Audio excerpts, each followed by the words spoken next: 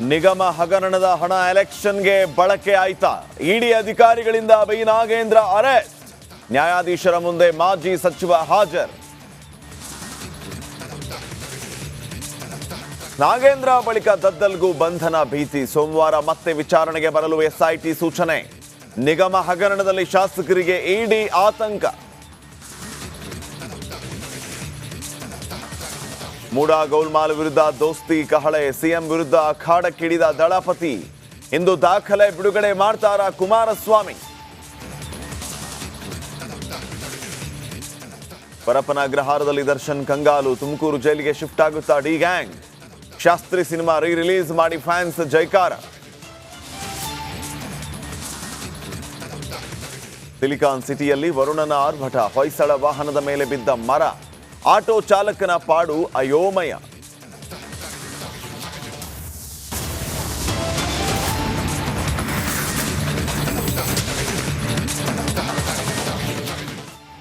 ನಮಸ್ಕಾರ, ರಿಪಬ್ಲಿಕ್ ಕನ್ನಡ ನ್ಯೂಸ್ಗೆ ಸ್ವಾಗತ. ನಾನು ಶ್ರೀಪಾದ್ ಪಾಟೀಲ್. ಜಡ್ಜ್ ಮುಂದೆ ಬಿ ನಾಗೇಂದ್ರ ಅವರನ್ನ ಈಗ ಹಾಜರುಪಡಿಸಲಾಗಿದೆ.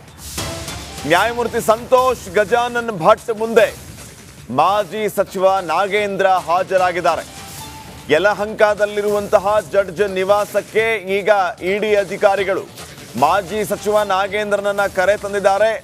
ಈಗ ನಾಗೇಂದ್ರ ಅವರನ್ನ ಜಡ್ಜ್ ಎದುರು ಹಾಜರುಪಡಿಸಿದ್ದಾರೆ. ವಾಲ್ಮೀಕಿ ನಿಗಮ ಹಗರಣದ ಹಿನ್ನೆಲೆ ಇಡಿ ತನಿಖೆ ಚುರುಕುಗೊಂಡಿದ್ದು ಹೆಚ್ಚಿನ ವಿಚಾರಣೆಗಾಗಿ ಕಸ್ಟಡಿಗೆ ಪಡೆಯುವ ಸಾಧ್ಯತೆ ಅಧಿಕವಾಗಿದೆ.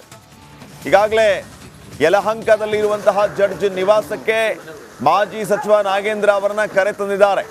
ಜಡ್ಜ್ ನಿವಾಸದ ಒಳಗಡೆ ಎಂಟ್ರಿ ಕೊಡ್ತಾ ಇರುವಂತಹ ದೃಶ್ಯಗಳನ್ನ ತಾವು ರಿಪಬ್ಲಿಕ್ ಕನ್ನಡ ಸ್ಕ್ರೀನ್ ಮೇಲೆ ವೆರಿ ಎಕ್ಸ್ಕ್ಲೂಸಿವ್ ಆಗಿ ಗಮನಿಸ್ತಾ ಇದ್ದೀರಿ. ನೋಡಿ, ಮಾಜಿ ಸಚಿವ ನಾಗೇಂದ್ರ ಅವರನ್ನ ಯಲಹಂಕದ ಜಡ್ಜ್ ನಿವಾಸದೊಳಗಡೆ ಇಡಿ ಅಧಿಕಾರಿಗಳು ಕರ್ಕೊಂಡು ಹೋಗ್ತಾ ಇರುವಂತಹ ದೃಶ್ಯಗಳಿದು. ನಿನ್ನೆ ಇಡಿ ಅಧಿಕಾರಿಗಳಿಂದ ಮಾಜಿ ಸಚಿವ ನಾಗೇಂದ್ರ ಅವರ ಬಂಧನ ಆಯಿತು 10:30 ಸುಮಾರಿಗೆ.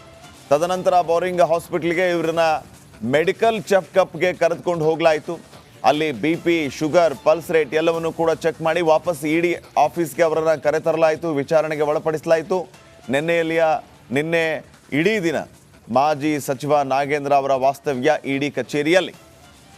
ಈಗ ಬೆಳ್ಳಂಬೆಳಿಗ್ಗೆ ಇಡಿ ಅಧಿಕಾರಿಗಳು ಜಡ್ಜ್ ನಿವಾಸಕ್ಕೆ ಕರೆತಂದರು.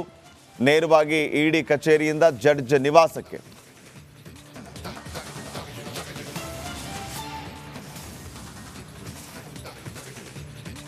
ಬಗ್ಗೆ ಇನ್ನಷ್ಟು ಮಾಹಿತಿಯನ್ನು ನೀಡ್ತಾರೆ ಪ್ರತಿನಿಧಿ ಅಜಯ್. ಈಗ ನೇರ ಸಂಪರ್ಕದಲ್ಲಿ ಜಾಯ್ನ್ ಆಗ್ತಿದ್ದಾರೆ. ಅಜಯ್, ಇನ್ನೂ ಎಷ್ಟು ದಿನ, ಅಂದರೆ ಈಗ ಎಲ್ಲ